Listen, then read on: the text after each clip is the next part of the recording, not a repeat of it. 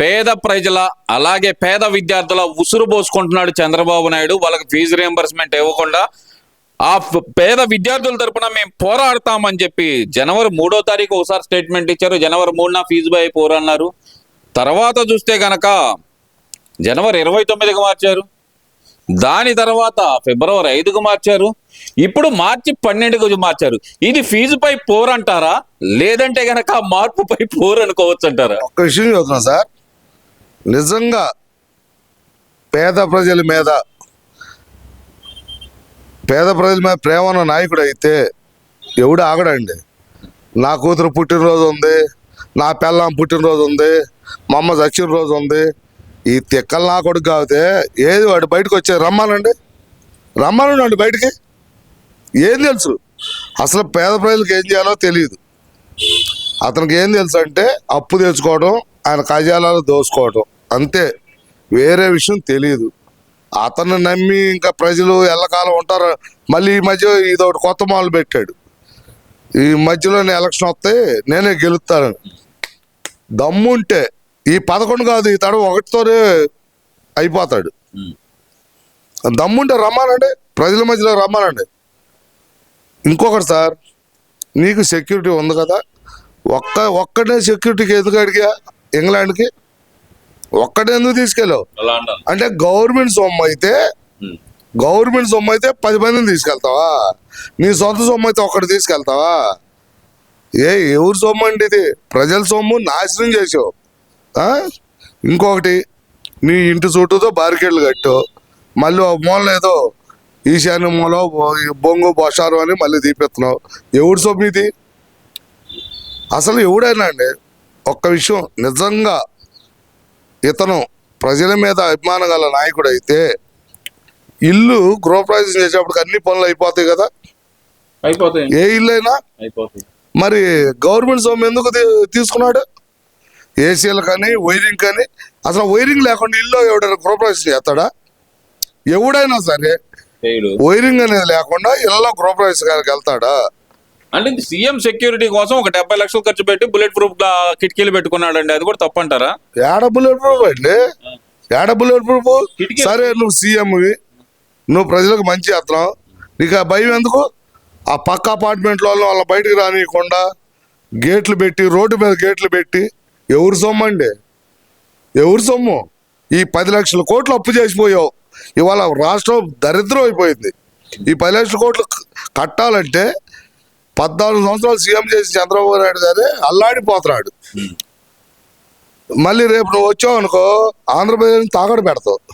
నిన్ను ఎవడని గెలిపిస్తాడా? అన్నం తినేవాడు ఓటేయడు. నేను నిజంగా చెబుతున్నా, ఇవాళ వైసీపీని వెనకేసుకొచ్చేవాడు ఎవడైనా అన్నం తినకుండా అసొత్తం తినే నా కొడుకులే.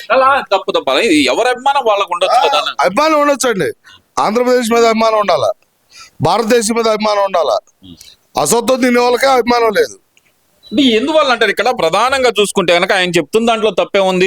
మరి ఇక్కడ ఫీజు రియంబర్స్మెంట్ ఇస్తా ఉన్నారు, ఇవ్వలేదు. అలాగే సూపర్ 6 హామీలు ఉన్నాయి, అమలు చేయట్లేదు, దాని మీద పోరాటం చేస్తానంటున్నాడు. ఫీజు రియంబర్స్మెంట్ ఇవ్వలేదని ఎవరు చెప్పారండి? ఇప్పుడు ఈడు గవర్నమెంట్ లో అనకూడదు, అతను గవర్నమెంట్ లో ఎవడన్నా ఒక స్టూడెంట్ కి మార్కు లిస్టులు ఇచ్చారా? ఇవాళ ఇస్తున్నారు. లోకేష్ గారు మర్యాదగా మాట్లాడి ఫీజు రియంబర్స్మెంట్ మేము ఇస్తాం, వాళ్ళ సర్టిఫికెట్లు వాళ్ళకి ఇవ్వండి అని చెప్పి సర్టిఫికెట్లు ఇప్పిస్తున్నారు. సార్, నేను కూడా బాధితున్నా అండి, మా అబ్బాయికి 55,000 కట్టా. 55,000 కట్టా. మీరు కట్టారు? జగన్మోహన్ రెడ్డి పిల్లలందరినీ నేనే చదివించాను, వాళ్ళకి విద్య నేర్పింది నేనే అంటున్నాడు కదా. మరి అసలు ఒక్క పిల్లోడు కన్నా తెలుగు వచ్చాడు చేశాడా? తెలుగు లేదు. ఇంగ్లీష్ మీడియం అన్నాడు, ఇంగ్లీష్ లేదు. ఒక్క పిల్లోడు ఇవాళ ఆర్టీసీ బస్సు మీద పేరు కూడా చదవలేని దౌర్భాగ్య స్థితికి వచ్చారు. ఆర్టీసీ బస్సు మీద ఆ ఊరి పేరు చదవలేని దౌర్భాగ్యాన్ని తెచ్చాడు జగన్మోహన్ రెడ్డి. ఎవరండి? డిఎస్సి నోటిఫికేషన్ అన్నాడు, ఇచ్చాడా? ఇవ్వలేదు కదా. ఒక్కటండి, ఇవాళ చెబుతున్నా, ఇవాళ ఏదో గట్టిగా గోల్ చేస్తున్నారు, 6 నెలలు అయింది, 7 నెలలు అయిందని. నువ్వు చేసిన 10 లక్షల కోట్లు అప్పు తీర్చేవాడుగా సగం పగిలిపోతుంది. అన్నీ చేస్తున్నాడుగా. నువ్వు 3,000 రూపాయలు పెన్షన్ పెంచి దాన్ని 4 విడతలకు ఇచ్చావు. అవును. రైతు భరోసా ఎన్ని విడతలు ఇచ్చాడండి? 3 విడతలుగా ఇచ్చాడు. ఇవాళ మరి అన్ని ఇవ్వాలి కదా. ఇవ్వాలిగా. ఇవ్వాలంటే కొద్దిగా టైం పట్టిద్దిగా. మరి దానికోసం కూడా ఆగలేదా? ఎందుకు ఆగాలి? 8 నెలలు అయిపోయిందిగా. అదే నేను ఉంటే బటన్ నొక్కేవాడిని కదా అంటున్నాడు కదా. ఏది బటన్ నొక్కేది? బటన్ నొక్కినప్పుడు ఎవరికైనా డబ్బులు వచ్చినాయా? ఇవాళ ఎంప్లాయీస్ కానీ ఎవరైనా ఇవాళ 10 తారీఖు కొద్దిగా 10 తారీఖు నుంచి 3వ తారీఖు లోపల జీతాలు పడతాయి. అంతకుముందు పడ్డాయా? లేదు. పడ్డాయా? లేదు. ఏందండి నేను బటన్ నొక్కేది?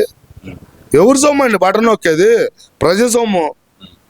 నిజంగా చెబుతున్నా, ఈ ట్యాక్స్ పేయర్స్ ఉన్నారే, ఈ అసోసియేషన్ వచ్చి నిజంగా సుప్రీంకోర్టు వాళ్ళు ఇస్తే ఉచితాలు ఇవ్వాలన్నా ఏది ఇవ్వాలన్నా ఈ ట్యాక్స్ పేయర్స్ ఒప్పుకుంటేనే ఇవ్వాలా. ఏ గవర్నమెంట్ అయినా సరే. రేపు అది వస్తే బాగుంటుందని మేము కోరుకుంటున్నాం. సరే, అసలు ముఖ్యంగా ఇవన్నీ తీసి పక్కన పెడితే ఏంది అరాచకాలు ఏంటి? అసలుకి అరాచకాలు చేస్తున్నారంట. మున్సిపల్ కౌన్సిల్లో వైస్ చైర్మన్లు ఎన్నుకోవడానికి అరాచకాలు అంట. అంబటి రాంబాబు అయితే కనుక బాధపడిపోతున్నాడు కదా. అసలు గుంటూరులో గెలిచిందే 11. మీరు అసలు మున్సిపల్ చైర్మన్లు ఎలా గెలుస్తారు? వైస్ చైర్మన్లు ఎలా గెలుస్తారు? స్టాండింగ్ కౌన్సిల్ ఎలా గెలుస్తారు? మీరు అసలుకి ఇదంతా దుర్మార్గం, అన్యాయం, అక్రమం అంటున్నాడు కదా. మరి ప్రతి ఒక్కరు గెలిచిన వాళ్ళు వాళ్ళ వార్డు బాగు చేసుకోవాలని గెలుస్తారు. అవును. కార్పొరేటర్లు వాళ్ళు డబ్బులు ఖర్చు పెట్టి గెలిచారు. అసలు నీ గవర్నమెంట్ లో డెవలప్మెంట్ లేకపోతే వాళ్ళు ప్రజల్లో ముఖం చూపెట్టలేకే కదా ఇవాళ బయటకు వచ్చింది. నీ పక్క నుండి విజయసాయి రెడ్డి పోతే ఏం పీకావు? నీ పక్క నుండి విజయసాయి రెడ్డి పోతే ఏం పోకావు? అసలు అంబటి రాంబాబు మనిషేనా? వాడు మనిషేనా? వాడు అసలు మనిషే కాదు. ఆంబోతు కూడా కాదు. ఆంబోతు మంచిది. ఈడు పంది కన్నా హేనం అంబటి రాంబాబు అనేవాడు. వాడు మాట్లాడేది ఏంటంటే ఆ సన్నాసివాడు. వాడు ఏదో జిల్లా ప్రెసిడెంట్ అయ్యి ఏదో బగలు తెస్తామని చూస్తున్నాడు. రమ్మనండి. గుంటూరు టౌన్లోకి వచ్చి వాడు జిల్లా ప్రెసిడెంట్గా గుంటూరు టౌన్లోకి వచ్చి ప్రజల్లోకి రమ్మనండి. వాడిని ప్రజల్లో రమ్మనండి. వస్తున్నాడు. ప్రెస్ మీట్లు పెడతానే ఉన్నాడు కదా. ప్రెస్ మీట్లు వాడు ఆఫీస్లో పెట్టేదేదండి. జనం మధ్యలో రమ్మానండి. ఒక మీటింగ్ పెట్టమనండి ప్రజల మధ్యలో. అప్పుడు తెలిసింది వాడు బతికేందో. అసలు జగన్మోహన్ రెడ్డి బయటకు వస్తేనే ప్రజలందరూ ఎదురెళ్ళి చేతులైతే మొక్కి క్షమించమని అడుగుతారని చెప్పి అంబటి రాంబాబే చెబుతున్నాడు. మరి అంబటి రాంబాబును కూడా అదే మాట అడుగుతారేమో క్షమించమని. ఇప్పుడు జగన్మోహన్ రెడ్డి బయటికి రాడు సార్. ఎందుకంటే గ్రిల్స్ కడతానికి గవర్నమెంట్ సొమ్ము లేదుగా. వాడు సొమ్ముతో కట్టుకోవాలా. పరదాలు కడతానికి గవర్నమెంట్ సొమ్ము లేదు. డైరెక్ట్ గా ప్రజలకు వచ్చే దమ్ము జగన్మోహన్ రెడ్డికి లేదు. అంతవరకు గ్యారంటీ. ఏమండి ఆడందరూ కాడుగా ఒక రబ్బర్ రాయి ఒకటి వేయించుకొని ఇదంతా ఇడికి తగిలి మళ్ళీ ఎగిరిపోయి ఇంకోటి తగిలింది. ఇదో డ్రామా. ఇటువంటి డ్రామాలు వేసేవాడు ప్రజల మధ్యలో డైరెక్ట్గా వచ్చేవాడా? రబ్బర్ రాయగా ఇతనికేమో చిన్న గీత పడింది. వాడిగా కన్ను పోయిందంట ఎల్లంపల్లి శ్రీనివాస్కి. సిగ్గు శరం ఉండాలి కానీ చెప్పడానికి. ఒకరోజేమో ఎడం కన్నుకి కట్టు, ఒకరోజు కుడి కన్నుకి కట్టు. సిగ్గుండాలి కదండి. సిగ్గుండాలి కదా. అది ఎడం కన్ను ఒక రోజు ఏంది, కుడి కన్ను ఒక రోజు. ఇటువంటి నాయకుల్ని ఇంకా కొంతమంది నమ్ముతున్నారంటే అంతకాడు దౌర్భాగ్యం ఇంకోటి లేదు సార్. సరే, చివరిగా ఒక ప్రశ్న అండి. సూపర్ 6 హామీలు ఎగ్గొట్టిన లోకేష్ ఏ కాలర్ పట్టుకోవాలి నిన్ను అంటూ రోజు అడుగుతుంది. అంబటి రాంబాబు అడుగుతున్నాడు. ముఖ్యంగా గుడ్ మార్నింగ్ ధర్మవరం అంటూ తిరిగిన కేతిరెడ్డి అడుగుతున్నాడు. మరి నిజంగానే లోకేష్ గారి కాలర్ పట్టుకోవాలంటారా? ఇప్పుడు ఈ వీళ్ళందరూ వెళ్ళి రమ్మానండి. కేతిరెడ్డి రమ్మానండి. కేతిరెడ్డి పాపం పొద్దున్నే వాకింగ్కి వెళ్ళి ప్రజలందరినీ బలకరించాడు. ఎందుకు ఓడిపోయాడండి? ఏలా ప్రజల ముసుగులో జనాల్ని దోసుకోదిన్నాడు కేతిరెడ్డి. ఇక రోజా ఉంది. ఏమండి ఇక అసలు ఆమె గురించి మాట్లాడుకోవడం దండగా. ఆడ మనిషి గురించి ఆడదాని గురించి అయితే మాట్లాడుకోవచ్చు. ఇది ఆడది కూడా కాదు, అటు ఇటుగా అంది. అసలు దాని గురించి మాట్లాడుకోవడమే దండగా. అసలు రోజా గురించి మాట్లాడితే మా విలువ పోద్ది అంతే. రోజా ఆమె గురించి మేము మాట్లాడదాం మానేసాం. సరే, ఓకే, ఇవన్నీ ఓకే, మాట్లాడటం మానేశారన్నారు. నిన్న ఒక ఇంటర్వ్యూలో గోరంట్ల మాధవ్ మాట్లాడుతూ నేను రామబాణం లాంటి వాడిని, నా బాణం ఎవరి మీద వదులుతాడో జగనన్న ఇష్టం, అది ఎవరి మీద తెప్పేళ్తానో ఆ బాణాన్ని అంటున్నాడు కదా. మీరు మీడియానా గోరంట్ల మాధవ్ గురించి అడుగుతున్నారంటే అది కూడా దరిద్రం కాబట్టి ఇక మా దరిద్రం సార్. అది రాంబాణాన్ని అంటున్నాడు. మా దరిద్రం అండి. గోరంట్ల మాధవ్ గురించి మాట్లాడతాం మా దరిద్రం. వాడి గురించి మాట్లాడతాం కన్నా బురదలో పంది గురించి మాట్లాడతాం. ఎందుకనండి? వాడి అమ్మ వాడు మనిషే కాదండి, వాడి అమ్మ రోతలా కొడుకు. అసలు బూతులు వస్తున్నాయి. అసలు గోరంట్ల మాధవ్ ఉన్నాడు మనిషేనా అండి? వాడు పుటకపాడు గాను వాడు మాట్లాడుతాడు ఏందండి. వాడు ఎట్టా మరి ఐపీఎస్ అయ్యాడు, ఐఏఎస్ అయ్యాడు, అది ఎట్ట అయ్యాడో తెలియదు కానీ వాడి గురించి మాట్లాడతామంటే మమ్మల్ని మేము కించపరచుకోవటమే. దయచేసి వాడి గురించి అడగొద్దు. ఓకే, ఓవరాల్ గా ఏం చెప్తారు మరి? జగన్మోహన్ రెడ్డి బయటకు వస్తే గనక ఇందాక మీరు అన్నట్టు అతి త్వరలో నేనే గెలుస్తాను, మీ అందరంతా తెలుస్తానంటూ పెద్దిరెడ్డి కూడా ఛాలెంజ్ చేశాడు కదా మరి. పెద్దిరెడ్డి నిన్నేం చెప్పాడు సార్? ఆడు కార్యకర్తలు అంతా తెలుస్తాను అంటున్నాడు. అది కాదు, అంతకుముందు ఏం చెప్పాడు? అడవిలు అంట ఆక్రమించుకొని పని వాళ్ళ కోసం అంట గెస్ట్ హౌస్ కట్టాడంట. పని వాళ్ళని గెస్ట్ హౌస్ లో పెట్టి అతను మొగోడు ఈడు. ఏమైందండి? ఈడికి అంత సీన్ ఉందా? పెద్దిరెడ్డి అనేవాడు అసలు పని వాళ్ళని దూరంగా పెడతాడు. మీకు తెలుసో లేదో, ఒకసారి పొంగనూరు పోయి అడగండి. మామూలు వాళ్ళని అందాకెందుకు సార్? ఒక్క విషయం చెబుతున్నా, బీసీలు మా ప్రాణం అన్నారు కదా.